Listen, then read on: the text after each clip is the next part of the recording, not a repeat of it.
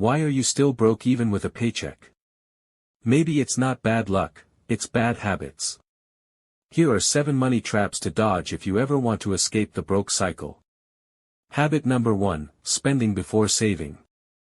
If your money sprints out faster than it comes in, wealth never shows up. Habit number 2, living on credit cards like they're free money. Spoiler, they're not, they're expensive handcuffs.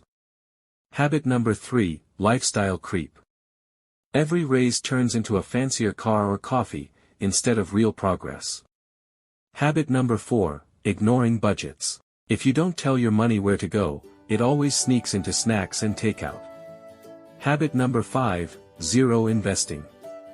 You're waiting for the perfect time, while compound interest is already partying without you. Habit number 6, emotional spending. Bad day. Boom, new sneakers. Good day. Boom, new sneakers. Guess what? Same broke result. Habit number 7, no emergency fund. One busted tire and, poof, you're back at square broke. Fix these 7 habits fast, save first, budget wisely, invest early, and broke won't be your label. Your future self will thank you, and maybe even buy you tacos.